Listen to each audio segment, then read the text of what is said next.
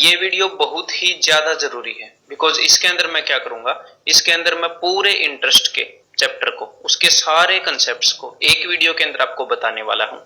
और इस वे में बताने वाला हूं जिस वे में आपके दिमाग में वो रहने चाहिए। और एक और बात, मान लो कल को आपको इंटरेस्ट को रिवाइज करने का दिल करेगा, तो क्या सारे कंसेप्ट लेक्चर्स को देखोगे आप? नहीं, वो पॉसिबल नहीं है ना। हम बार बार सारे कंसेप्ट लेक्चर को नहीं देखेंगे, हम 2 बार देख सकते हैं, 3 बार देख सकते हैं, और अगर एग्जाम बहुत ही पास है तो हम 1 बार देख सकते हैं कंसेप्ट लेक्चर को बड़े अच्छे से समझकर। लेकिन उसके बाद अगर हमें बार बार रिवीजन करना है, या फिर हम ये चाहते हैं कि एग्जाम 10 दिन दूर है और हम 10 बार क्वांट को रिवाइज करना चाहते हैं 10 दिन के अंदर, तो उस वक्त ये जो क्विक रिवीजन पॉइंट्स हैं, ये जो कॉन्फिडेंस बिल्डिंग पॉइंट्स हैं, ये आपके काम आएंगे। और एक बात मैं आपको बता देता हूं कि जब आप एक बार कोई भी चैप्टर करते हो, उसके बाद ये जो क्विक रिवीजन पॉइंट्स है ना, इसको एटलीस्ट अगले 10 दिन तक लिखा करो यार, एटलीस्ट। और एक चैप्टर के क्विक रिवीजन पॉइंट्स लिखने में आपको या तो 5 मिनट लगेंगे या एट द मैक्स 10 मिनट लगेंगे, इससे ज्यादा नहीं लगने वाला। ठीक है, मैं आपके सामने सारे पॉइंट्स लिखूंगा। मैं इस वे में लिखूंगा कि मैं आपको समझा रहा हूँ आपने कैसे लिखने हैं, ठीक है। लेकिन आपने क्या करना है, आपने इस तरह से नहीं लिखना है जिस तरह से मैं लिखूंगा। आपने अपने मन मन में एक्सप्लेन करना है, रफ नोटबुक पर लिखना है, जैसे भी आपका दिल करे उस वे से लिखना है। क्लियर है? तो ये बहुत ही ज्यादा जरूरी है। और जब एक बार ये चैप्टर पूरा हो जाता है तो आप 10 दिन तक उन पॉइंट्स को लिखोगे। जब एक बार अरिथमेटिक पूरा हो जाता है तो आप पूरे अरिथमेटिक के पॉइंट्स लिखोगे।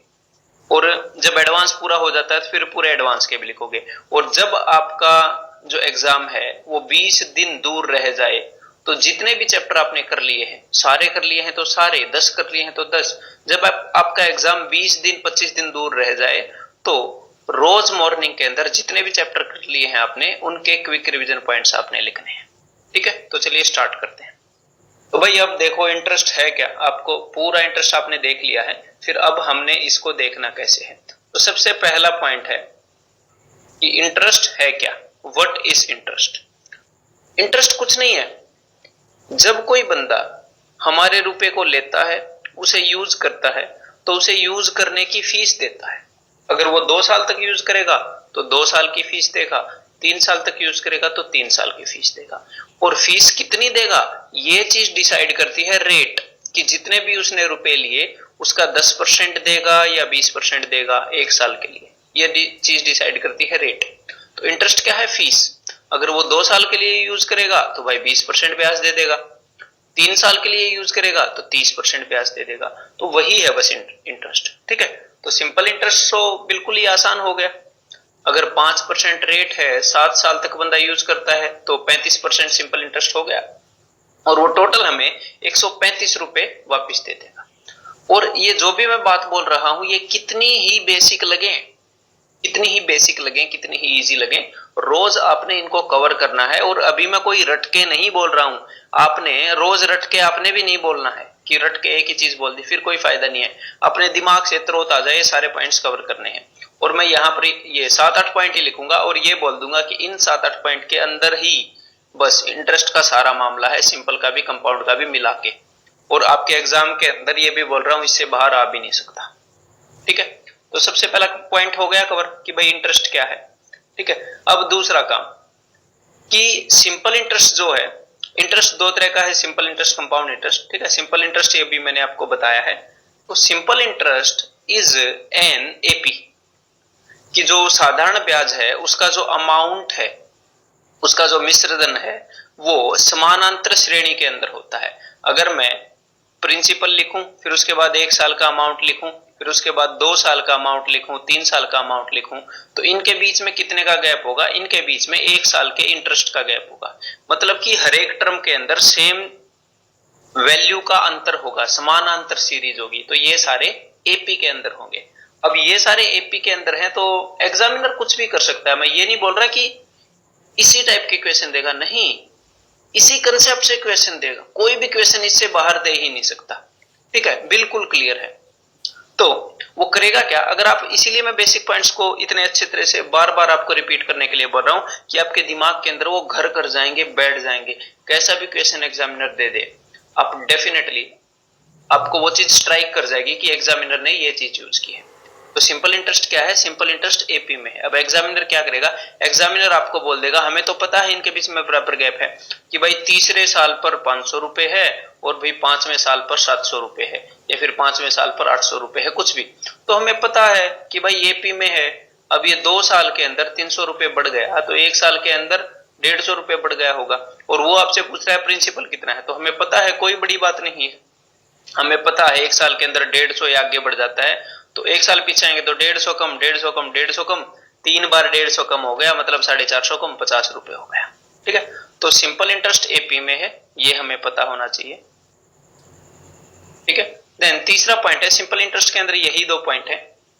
तीसरा पॉइंट है भाई कंपाउंड इंटरेस्ट का, कि भाई कंपाउंड इंटरेस्ट क्या है। तो कंपाउंड इंटरेस्ट को आपने कैसे देखना है पता है, मैंने आपको कुछ क्वेश्चंस बताए थे। एक मशीन की कुछ कीमत है, ठीक है, मशीन या फिर एक सिटी की पॉपुलेशन, मान लो एक शहर की कोई पॉपुलेशन है, वो हर साल 10% बढ़ रही है, अगले साल पहले से 10% ज्यादा हो गई, अगले साल पहले से 10% ज्यादा हो गई, अगले साल फिर पहले से 10% ज्यादा हो गई। अब मेरे को एक बात बताओ, क्या कंपाउंड इंटरेस्ट इससे कुछ अलग है ही नहीं, इससे कुछ अलग है ही नहीं। कि मान लो ये प्रिंसिपल है, 1 साल के बाद अगर रेट 10% है तो कंपाउंड इंटरेस्ट का जो अमाउंट है 1 साल के बाद 10% ज्यादा होगा, 1 साल के बाद फिर 10% ज्यादा होगा, कंपाउंड इंटरेस्ट चक्रवृद्धि ब्याज से 1 साल के बाद फिर 10% ज्यादा होगा। तो देखो परसेंटेज का एक छोटा सा कंसेप्ट, परसेंटेज का एक छोटा सा कंसेप्ट एक पूरे चैप्टर के रूप में आपके सामने प्रस्तुत कर दिया गया, कंपाउंड इंटरेस्ट जिसका नाम है। तो कंपाउंड इंटरेस्ट क्या है, कंपाउंड इंटरेस्ट बस भाई एक वैल्यू है जो हर साल कुछ फिक्स परसेंटेज बढ़ती रहती है, बस, और कुछ नहीं है कंपाउंड इंटरेस्ट। ठीक है, बस ये सिंपल इंटरेस्ट से कैसे अलग है, क्योंकि इसके अंदर हर साल जो ब्याज लगता है वो अगली वाली वैल्यू पर लगता है, नई पर। सिंपल इंटरेस्ट में उसी चीज का परसेंटेज जुड़ता रहता था, इसीलिए वो तो एपी में हो गया था, क्योंकि सेम चीज का परसेंटेज जुड़ रहा है, सेम चीज जुड़ रही है, तो वो हो गया अरिथमेटिक प्रोग्रेशन, समानांतर श्रेणी। इसमें अगली चीज बढ़ रही है, बढ़ने का मतलब होता है कुछ ना कुछ गुणा होना, तो ये हो गया जीपी, गुणोत्तर श्रेणी। ठीक है, तो कंपाउंड इंटरेस्ट समझ में आ गया। अब चौथा पॉइंट करते हैं हम। चौथा पॉइंट है कि भाई कंपाउंडिंग का क्या मतलब होता है। कंपाउंडिंग्स, कंपाउंडिंग का मतलब है, जैसा कि मैंने आपको बताया कि कंपाउंड इंटरेस्ट के अंदर क्या होता है कि 1 साल के बाद, एक बार अज्यूम कर लो इस एग्जाम्पल के लिए कि 1 साल के बाद जो ब्याज है उस ब्याज को प्रिंसिपल में जोड़ देंगे और नया प्रिंसिपल बना देंगे, फिर अगले साल फिर से जो ब्याज है उसको पुराने साल वाले प्रिंसिपल में जोड़ देंगे और नया प्रिंसिपल बना देंगे। मतलब हर साल के बाद नया प्रिंसिपल बना रहे हैं, ब्याज को भी प्रिंसिपल में जोड़ देते हैं।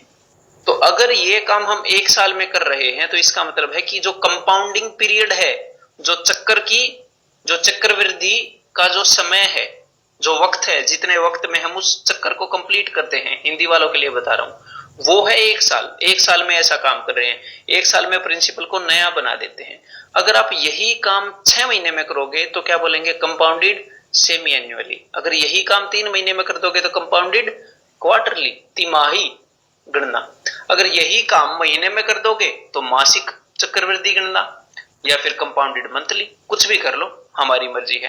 ठीक है, बस यहां पर हमने ध्यान क्या रखना है कि रेट हमेशा बताई जाती है पर एनम, वार्षिक दर बताई जाती है। ये क्यों, क्या है, ये एक बेसिक सा हमने अंडरस्टैंडिंग बना ली, नहीं तो हमें पूछना पड़ेगा रेट कितनी है, साल की बता रहे हो क्या, महीने की बता रहे हो क्या। हमने एक स्टैंडर्ड बना लिया कि भाई रेट बताई जाती है साल की, बस रेट कितनी है 10%, साल की ही होगी। ठीक है, तो जब आप 1 साल के बाद कंपाउंड करोगे, अब इसी के अंदर बता रहा हूं मैं आपको, अगर आप 1 साल के अंदर कंपाउंड करोगे, कंपाउंडेड एन्युअली होगा, तो 1 साल में चीज की वैल्यू 20% बढ़ जाएगी। 1 साल में जो ब्याज है वो 20% लगेगा। अगर यहीं पर हम कंपाउंडेड सेमी एन्युअली करें तो हम रेट भी 6 महीने की ले लेंगे और रेट कितनी आएगी 10% पर एनम। ये चीजें आपने आपको समझानी है पॉइंट्स कवर करते हुए, और ये 5 मिनट का खेल है। याद है स्कूल में जब लेक्चर देते थे तो 2 मिनट भी नहीं बोल पाते थे, 5 मिनट बहुत ज्यादा होती हैं अगर अच्छे से यूटिलाइज करें तो। और मन मन में बोल लेंगे तो बोलोगे ना तो आपके दिमाग की सोच बहुत तेज चलती है, ठीक है, जबान से। तो 6 महीने की रेट हो गई 10%। तो देखो भाई, मतलब कि जो सम है, जो हमारे पास जो राशि है वो 6 महीने में बढ़ेगी, क्योंकि कंपाउंडिंग सेमी एन्युअली है, और वो 6 महीने में 10% बढ़ेगी। तो जब भी कंपाउंडिंग की बात आए सेमी एन्युअली या क्वार्टरली, तो हमने सीधा सीधा देखना कि भाई जितने भी टाइम बाद कंपाउंडिंग हो रही है उसकी रेट बताओ, और हमें इतना बताओ कि कंपाउंडिंग कितनी बार होगी। अगर यहीं पर मैं ये बोल दूं कि 2 साल का टाइम है तो हर 6 महीने में 10% बढ़ेगा, और 2 साल में 6 महीने 4 बार आते हैं, तो सीधी बात है जो भी अपनी राशि है उसको 4 बार 10% बढ़ा देंगे। हम ये देखेंगे रेट कितनी है और ये देखेंगे ऐसा काम करना कितनी बार है। अगर बात आ गई 1.5 साल की यहां पर और हो गया कंपाउंडिंग क्वार्टरली, तिमाही गणना हो गई, तो हम बोलेंगे भाई 1.5 साल रहने दो, 1 साल ही रख लो, कंपाउंडिंग क्वार्टरली है इसलिए। हम बोलेंगे कि भाई 3 महीने में बढ़ोतरी हो रही है और 3 महीने की जो रेट है वो है 5%, ये पर एनम यहां से हटा दो, वो है 5%। तो हर 3 महीने में 5% बढ़ेगा, और 1 साल के अंदर 3 महीने आते हैं 4 बार, तो इसका मतलब चीज को 4 बार 5% बढ़ा देना है। इतनी सिंपल सी सोच रखनी है हमने, ठीक है। अब अगला पॉइंट करते हैं भाई। अब है पॉइंट नंबर 5। तो यहां पर हमने समझना है कि जो कंपाउंड इंटरेस्ट है ना उसको हम परसेंटेज की फॉर्म में एक्सप्रेस कर सकते हैं। कंपाउंड इंटरेस्ट चक्रवृद्धि ब्याज can be expressed in the form of percentage of original principal.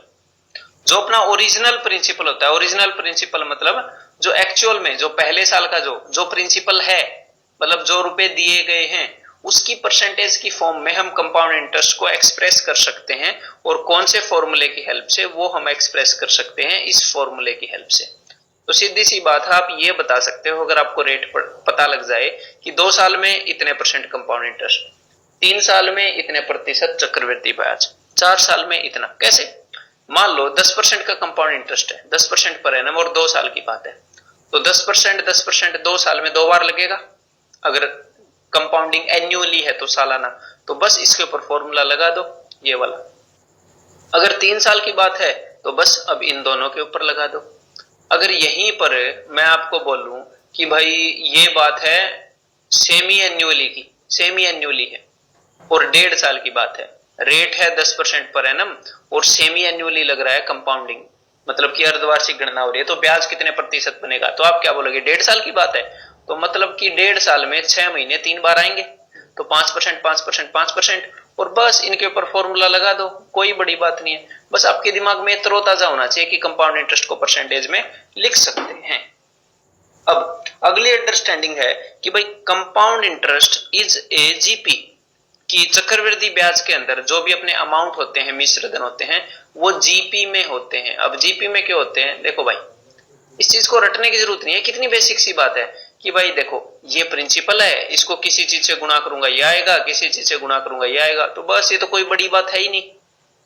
मतलब कि एक वैल्यू है उसको किसी चीज से गुणा करूं अगली आ जाती है, गुणा करूं अगली आ जाती है, बस मतलब कि ये तो एक गुणोत्तर श्रेणी होगी, गुणा की श्रेणी होगी, मल्टीप्लीकेशन की सीरीज होगी बस, और ये कुछ नहीं है। अब एग्जामिनर आपको क्या करेगा? एग्जामिनर ये कर देगा ज्यादा से ज्यादा कि भाई यहाँ पे बोल दिया 3 साल, यहाँ पे बोल दिया आपको 6 साल, और यहाँ पर उसने बोल दिया कि भाई रुपए हैं 4000, यहाँ पर उसने बोल दिया 8000, इजी वैल्यूज ले रहा हूं। तो हमें पता है किसी न किसी चीज से गुणा होता रहता है, तो ये हमने देखा अरे भाई 3 साल के अंदर तो ये डबल हो गया, इसका मतलब पहले 3 साल के अंदर भी डबल हुआ होगा, मतलब जो प्रिंसिपल है वो 2000 है। कुल मिलाकर उसी चीज से बार बार गुणा हो रहा है, तो सेम टाइम में जितना गुणा हो रहा है उतने टाइम में उतना ही गुणा हो रहा है वो रुपया। कभी भी अगर आगे 3 साल के अंदर आपने देखना कि भाई 9 साल के अंदर कितना हो जाएगा, तो वो हो जाएगा 16000।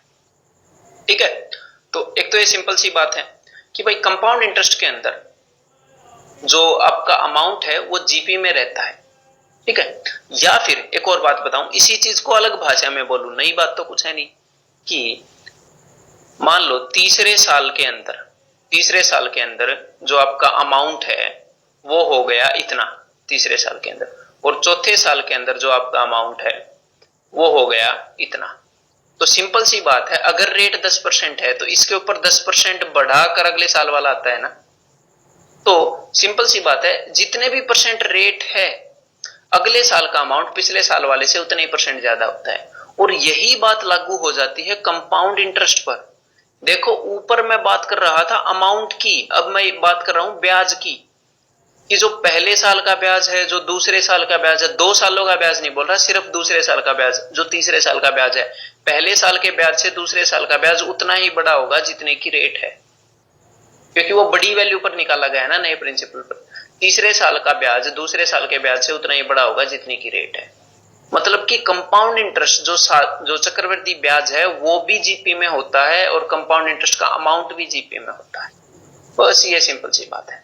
ठीक है, अब मैं आपको 7वां पॉइंट बता रहा हूं, इनको रब कर दे रहा हूं। अगला 7वां पॉइंट जो भाई इंटरेस्ट के अंदर है वो है difference between SI and CI. आपको ये पता होना चाहिए, क्योंकि सिंपल इंटरेस्ट के अंदर क्या होता है, सिंपल इंटरेस्ट के अंदर प्रिंसिपल सेम ही रहता है, कंपाउंड इंटरेस्ट के अंदर प्रिंसिपल बदलता रहता है। तो ऑफ कोर्स साधारण और चक्रवृद्धि ब्याज के बीच में भी अंतर आएगा।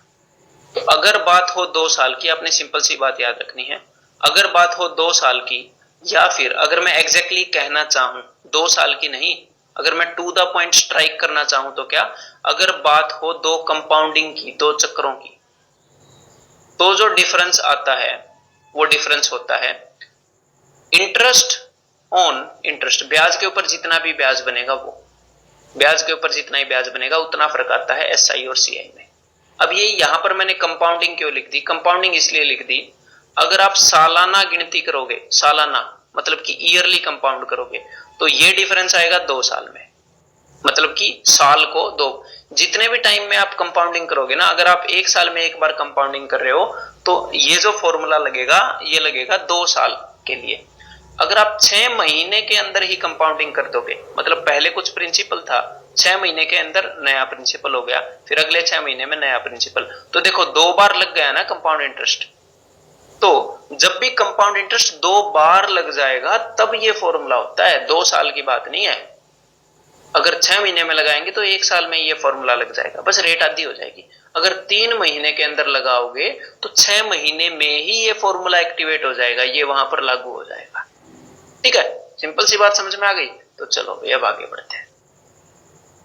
अगर बात हो रही है 3 साल की, या फिर हम बोलें 3 कंपाउंडिंग की, टू बी एग्जैक्ट, तो ये जो इनके बीच में अंतर होगा, जो डिफरेंस होगा वो क्या होगा, जो भी आपने ब्याज निकाला इंटरेस्ट, उसके ऊपर फिर से ब्याज निकालो, और ये जो भी वैल्यू बन गई इसको 3 गुना करो, प्लस जो भी आपने ब्याज निकाला है और उसके ऊपर ब्याज निकाला है, जो भी आपने इंटरेस्ट ऑन इंटरेस्ट निकाला है उसके ऊपर एक बार फिर से ब्याज निकालो, और उसको बस सिर्फ एक बार रखो। तो बिकॉज हमने ब्याज के ऊपर ब्याज के ऊपर ब्याज निकाला, इसलिए मैं इसको I3 लिखता हूं, क्योंकि इतना लंबा मैं लिखना नहीं चाहता, interest on interest on interest. ठीक है, इसीलिए तो इस चीज को हम सिंपली क्या ले लेते हैं कि ब्याज पे ब्याज जितना भी आया उसको 3 गुना, और इसके ऊपर एक बार और ब्याज लगा लेंगे तो I3, बस इतना फर्क होता है। क्लियर है, सिंपल सी बात है। अब हम बढ़ते हैं अपने आखिरी पॉइंट के ऊपर। तो देखो भाई, आखिरी पॉइंट है अपना इंस्टॉलमेंट्स का। इंस्टॉलमेंट्स का आपने अपने दिमाग के अंदर हवा नहीं बनाना। इंस्टॉलमेंट बिल्कुल सिंपल सी बात है, जो किस्तें हैं, क्या कि हमने सिर्फ दिमाग में क्या रखना है कि कोई भी बंदा जितने वक्त के लिए रुपए यूज करेगा उतने वक्त का ही ब्याज देता है, उससे ज्यादा टाइम का ब्याज नहीं देता। और अब मैं बिल्कुल जनरलाइज कर रहा हूं इंस्टॉलमेंट को, देखो ध्यान से, कि मान लो किसी ने आपसे रुपए लिए P रुपए, और उसने 1 साल के बाद, रुपए लेने के 1 साल के बाद इतने रुपए दिए, रुपए लेने के 2 साल के बाद एक और किस्त दे दी है, रुपए लेने के 3 साल के बाद एक और किस्त दे दी। तो मैं बिल्कुल जनरलाइज कर रहा हूं, कैसे, चाहे ये किस्त बड़ी हो या छोटी हो। देखो इस किस्त को मैं अलग अलग भी कर रहा हूं, ये लो अलग अलग कर दी ना, एक सर्कल वाली किस्त है, एक ट्रायंगल वाली, एक ऐसे, मतलब कि अलग अलग रुपए हैं, सेम हो अनइक्वल हो कुछ भी हो, ये फॉर्मूला हर एक जगह लगेगा। ठीक है, तो हमने करना क्या है, हम राइट साइड, और चाहे सिंपल इंटरेस्ट हो या कंपाउंड इंटरेस्ट हो, फर्क नहीं पड़ता, जनरलाइज कर रहा हूं, इज इक्वल टू के राइट साइड पर लिखेंगे अमाउंट। अमाउंट कैसा कि ये जो प्रिंसिपल है इसके ऊपर ब्याज लगा देंगे 3 साल का, 3 साल की बात है तो अमाउंट लिखेंगे, प्रिंसिपल नहीं। और जो पहली किस्त है, ध्यान से सुनिएगा, ये जो पहली किस्त है ये 1 साल के बाद दी, तो हम आखिरी तक जाने में कितना टाइम बचा है, एंड तक जाने में कितना टाइम बचा है, एंड तक जाने में बचे हैं 2 साल। तो पहली किस्त के ऊपर ये जो है इसके ऊपर 2 साल का ब्याज लगाएंगे, मतलब जितना भी टाइम बचा है ना एंड तक जाने के लिए उतने साल का ब्याज, प्लस अब आपको लग रहा होगा कि मैं अलग तरीके से बता रहा हूं जैसे मैंने कंसेप्ट के अंदर बताया। अगर वैसा लग रहा है तो उसको एक बार फिर से रिवाइज कर सकते हो। उसके अंदर भी बस बताया यही है, बताने का तरीका अलग है। तो इसको बैठकर एक बार सोचो, जो मैं अगर बोल रहा हूं ये अगर आपको अलग महसूस भी हो रहा है तो भी ठीक है, नहीं तो उसी वे से भी आप सुन सकते हो। उसके अंदर मैंने क्या बताया था कि 1 साल का ब्याज तो इसके अंदर लग चुका है और 2 साल का ब्याज और लगा देंगे ताकि हर एक रुपए के ऊपर सारे टाइम का ब्याज लग जाए। तो बस मतलब कि जहां तक हम पहुंच चुके हैं वहां से लेकर एंड तक जितना भी टाइम बचा है उतने टाइम का ब्याज लगा दो उस रुपए पर। बस ये जो गोल गोल वाला है इसको आखिर तक पहुंचने में 1 साल लगेगा, तो इसके अंदर 1 साल का ब्याज जोड़ दो। ठीक है, 1 साल का ब्याज लगा दो इसके ऊपर। जो ये अपना डिब्बा है ये एंड तक पहुंच ही चुका है तो इसके ऊपर ब्याज नहीं लगाएंगे। बस ये जनरलाइज सा फॉर्मूला है, इससे डरने की क्या बात है। इसी फॉर्मूले को सिंपल इंटरेस्ट का बना देंगे। अगर सिंपल इंटरेस्ट की बात है तो सिंपल इंटरेस्ट का फॉर्मूला लगा देंगे। मतलब ये जो ब्याज करने वाला फॉर्मूला है, ये जो अमाउंट बनाने के लिए जो हम इंटरेस्ट निकालेंगे, सिंपल इंटरेस्ट के फॉर्मूले में सिंपल इंटरेस्ट के तरीके से निकालेंगे। अगर कंपाउंड इंटरेस्ट की इंस्टॉलमेंट होगी तो यहां पर ये ब्याज निकालने का जो तरीका है वो कंपाउंड इंटरेस्ट हो जाएगा। बस अंडरस्टैंडिंग सेम है। तो अब मैं आपको दोनों फॉर्मूले भी बता दूं कि जब सिंपल इंटरेस्ट की बात हो तो यहां पर मैं एक क्वेश्चन ले लेता हूं। ठीक है, 1000 रुपए 10% की रेट और 3 साल का टाइम। तो सिंपल इंटरेस्ट की बात में फॉर्मेट क्या है, 3 किस्तें होंगी 3 साल में सालाना, 3x plus P into R, rate हो गया R इंटू टाइम। अगर 3 साल की बात है तो 2 से स्टार्ट होएगा, बटे में 100 बराबर है। यहां पर हो जाएगा अमाउंट, मतलब कि 1000 के ऊपर ब्याज देख लो 3 साल में 30% बनता है 13/10। अगर कंपाउंड इंटरेस्ट की बात हो तो ये जो पहली किस्त है उसको आखिर तक पहुंचने में 2 साल लगेंगे ना।